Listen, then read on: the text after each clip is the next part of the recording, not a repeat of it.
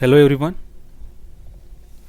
Today we have to start next type of ADC, that is dual slope integrating type of ADC, that is analog to digital converter.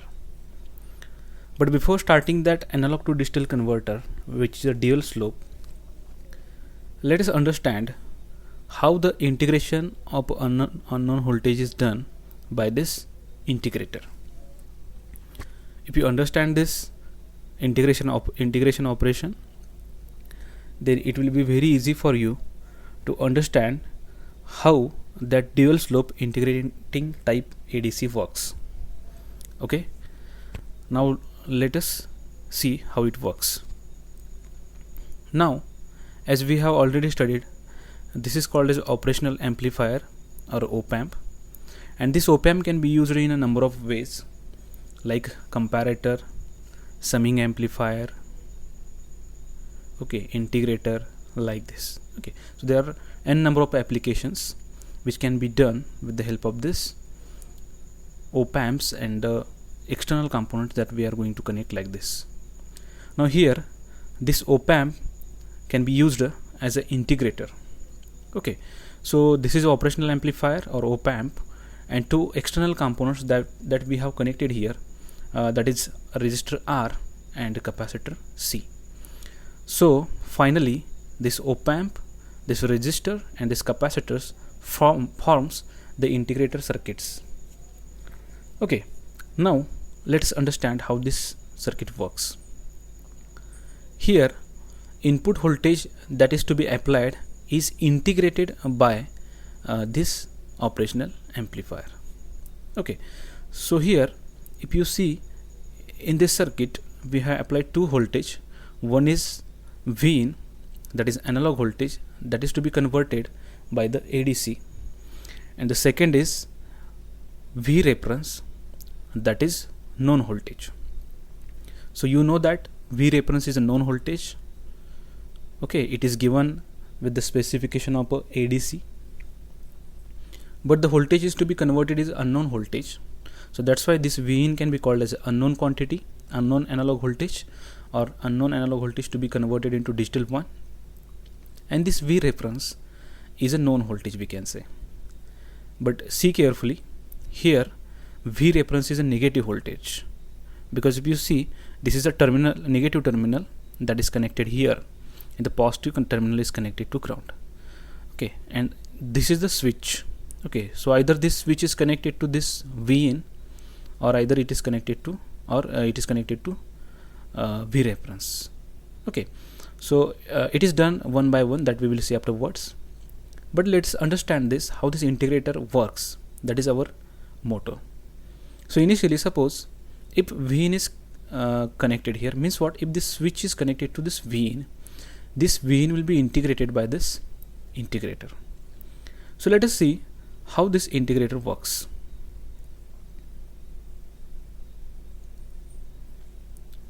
So if you see this integrator Vin, this circuit, this Vin is integrated by this integrator, and this V out is given by the integration of this Vin. So this integration of this Vin is given by V out is equal to 1 divided by minus RC, integration of Vin, limits are 0 to T1 into dt.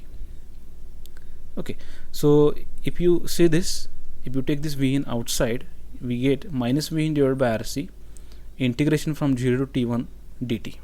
Okay, so finally, if I put a final value of this time, I get V out is equal to minus Vin divided by RC into T1. Okay, now this is the output voltage that we are getting after the integration of the input. If you see this Vin is nothing but unknown voltage to be measured, that we have discussed earlier. R is the resistor connected in a series with op-amp, that we have seen. C is a capacitor connected in a feedback path, means this capacitor is connected in feedback path. This is output, this is input, so that's why this is called as a feedback path. Then T1 is time period for which the capacitor was charged. Okay, so initially what happens here, for this input voltage, this capacitor gets charged.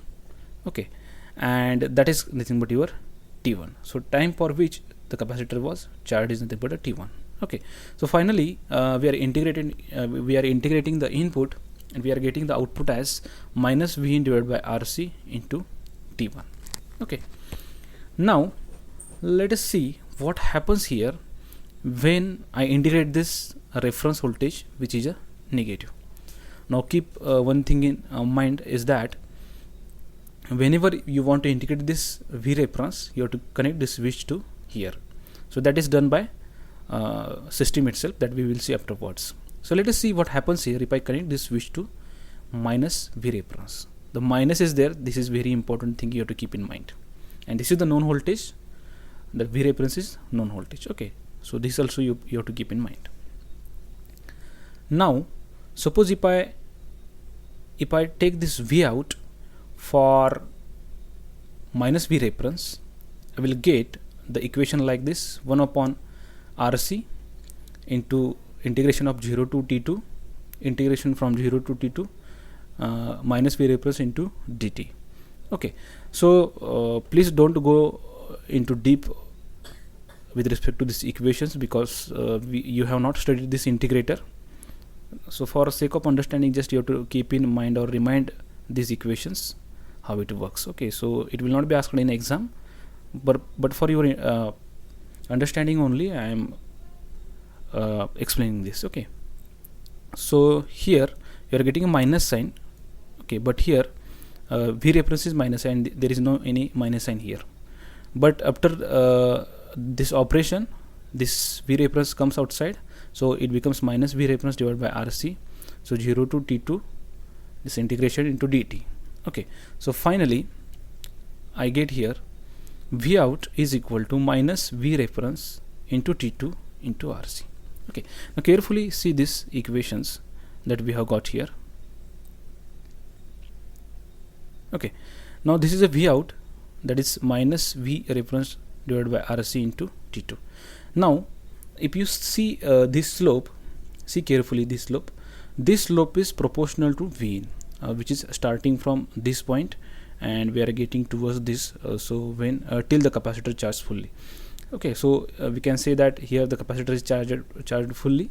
So this is the slope for the charging of a capacitor, and which is nothing but a slope of a V in, or a slope of a input voltage, or integration of a input voltage. You can say anything. Okay, so till now we have got this, and at this point suppose we have connected the switch to minus reference, then what happens here, capacitor gets discharged like this. So that's why we are getting a slope like this. So why capacitor is discharging, that you have to again keep in mind. That is because we have connected the voltage as a negative, so charge always flows from higher potential to lower potential. So capacitor is charged capacitor acts as a battery or a voltage source, that you know, these are the basics. So if you see this charged capacitor is having some potential, or capacitor is having at higher potential, so that's why current flows from higher potential to lower potential, because V reference is negative. This you have to keep in mind. Okay, so that's why the slope is like this. This capacitor is discharging, and up to time T2. Okay, so that's why this T2 is given here. Okay, so don't confuse in between sign. If you understand integration in future, when you study that operational amplifier, then you will understand why the sign is like this. Okay, but for sake of simplicity and understanding, see just the concept behind this. Okay, now suppose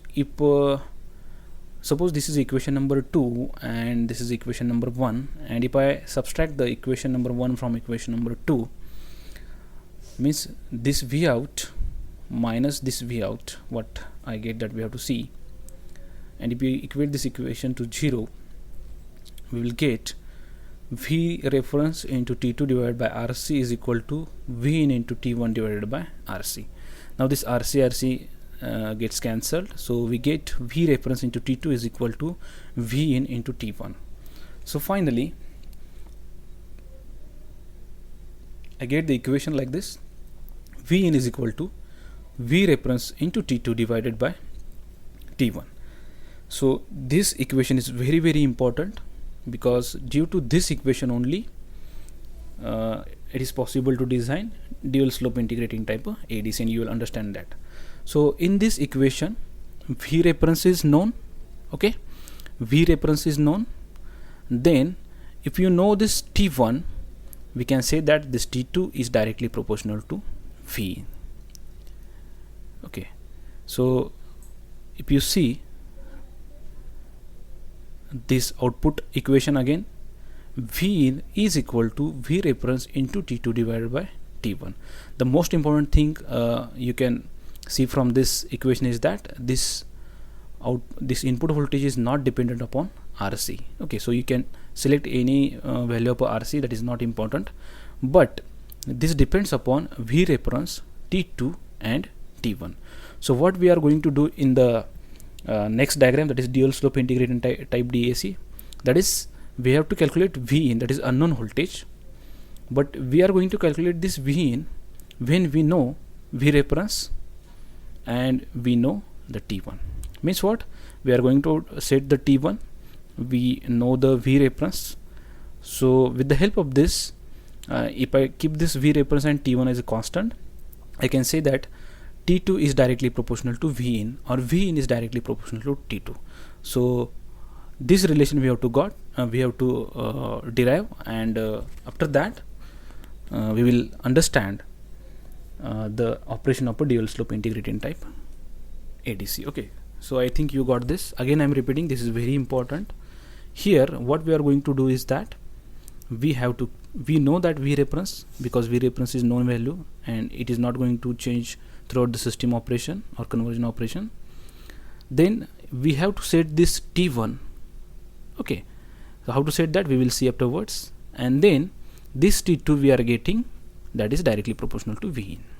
Okay, and this is the basic principle of operation of a dual slope of a integrating type ADC. So through this diagram we have understood that how integrator works and what is the basic principle behind the operation of a dual slope type of integrating ADC. Okay, so let us understand now that actual analog to digital converter, that is a dual slope ADC.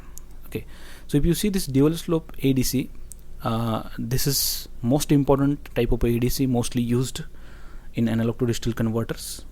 Okay, because it is very accurate in operation. Okay, so noise rejection is also very good in such type of ADC, and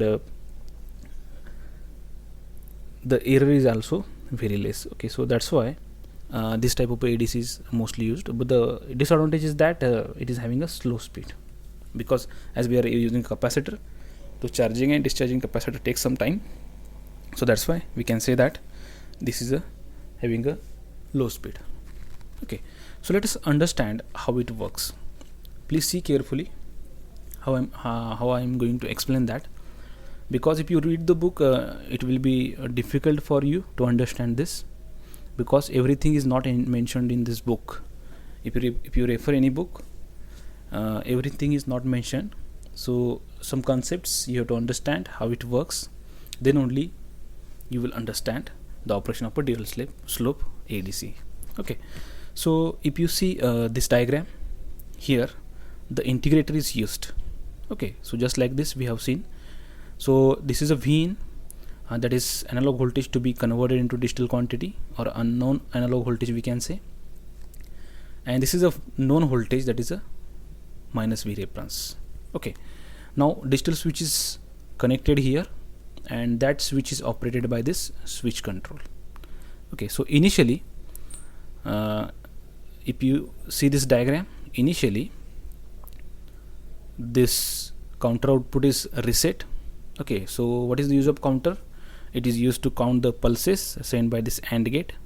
Okay, so with each incoming of this clock pulse, this counter will start incrementing from 0 to 1, 2, 3, 4 like this. Okay, but initially if you see the counter output is 0, so that's why the flip-flop output is 0, and also the switch output is 0. So that's why this switch is at initial position it is connected to Vin. Okay, so initially when the switch is connected to Vin and when the analog voltage is applied, then operation starts.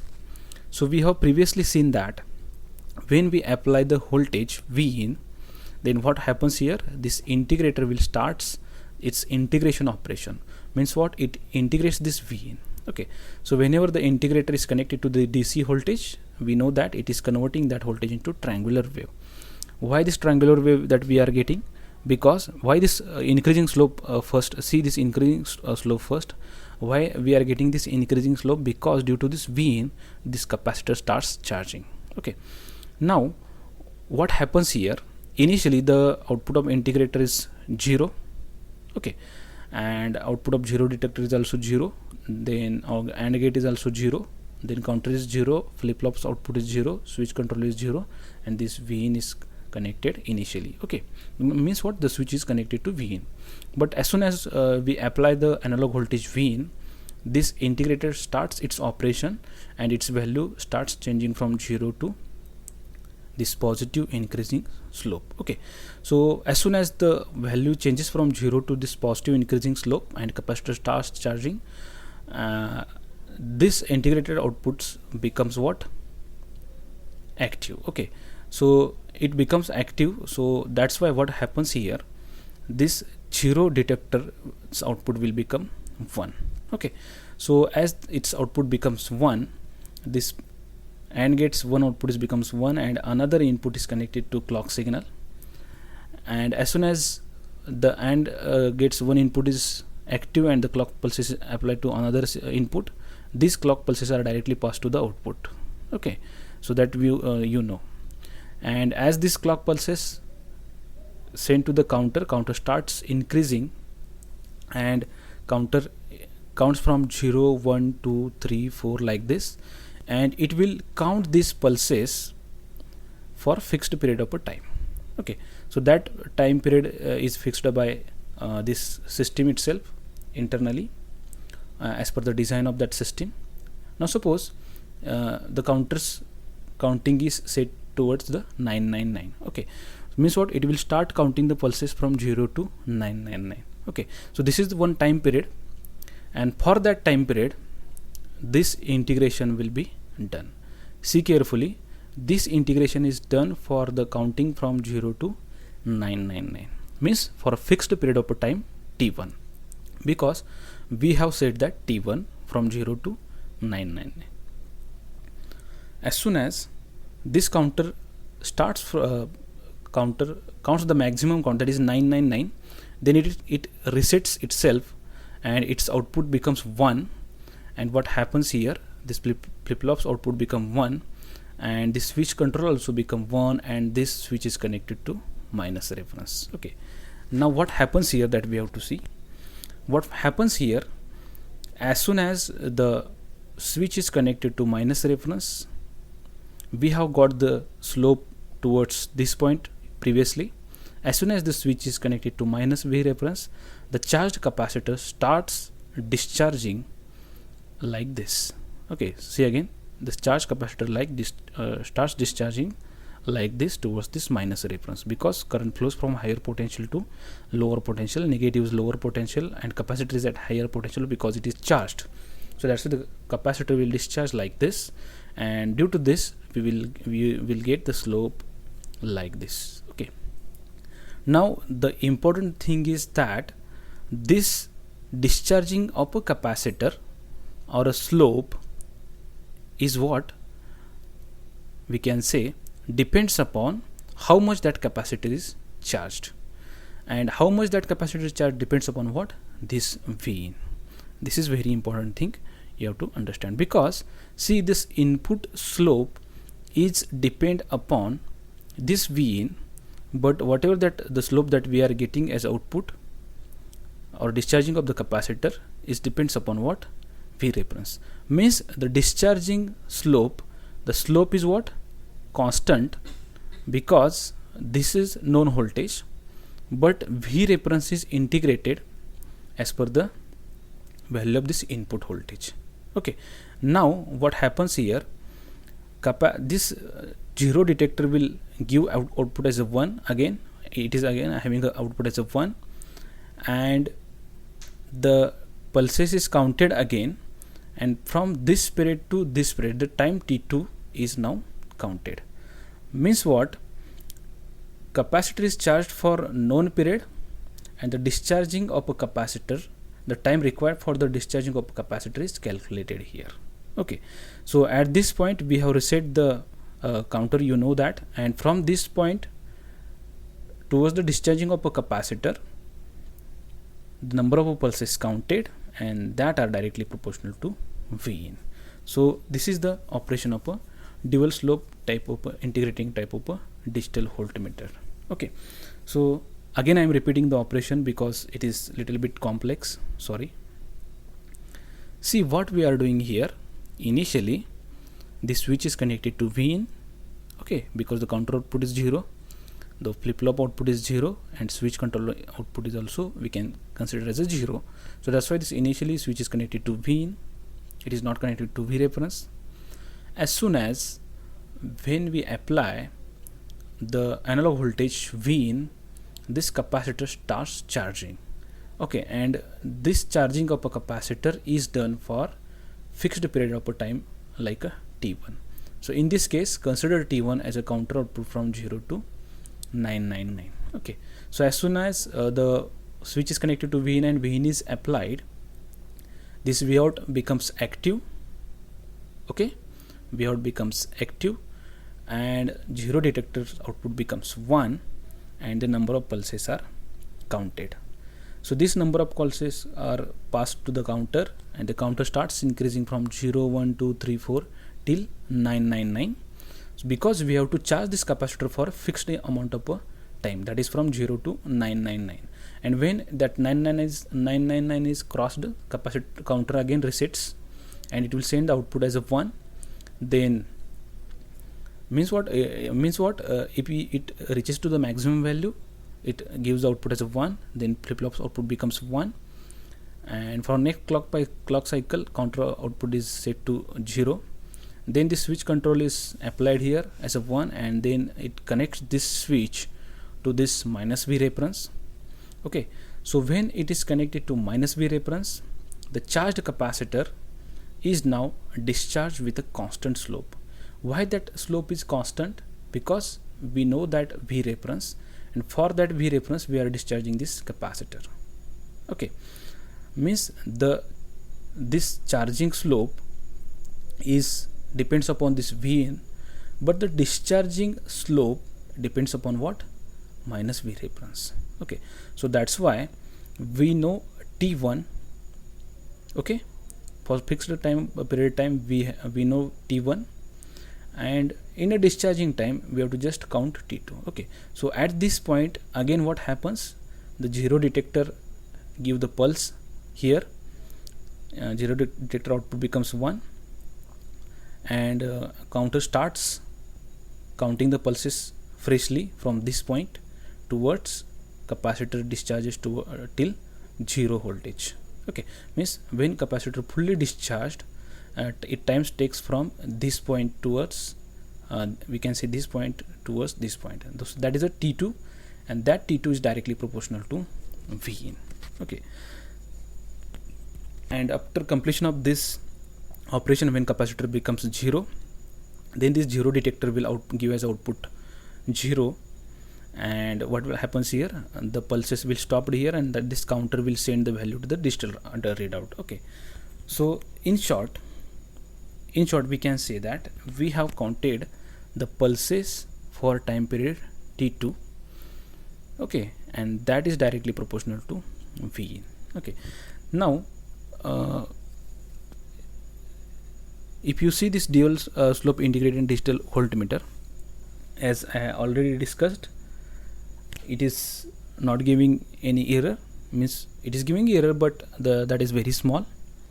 It is having good noise rejection property, that is advantage of that. Again, it does not require any sample and hold circuit. Okay, so sample and hold circuit is required to hold that values during the conversion. and the output or the operations, or the we can say this T2 does not depend upon R and C. Okay, means what? That we have seen the formula, that is V is equal to V reference into T2 divided by T1. So that's why we can say that there is no any effect of R and C values. Okay, but due to that the system becomes slow. That is the disadvantage, but it will not affect the accuracy of the system. Okay, so that is again important. So this is dual slope type of ADC. I hope you understood this. If you have any doubts, then you can ask me. Okay, thank you very much. We will meet in a next lecture.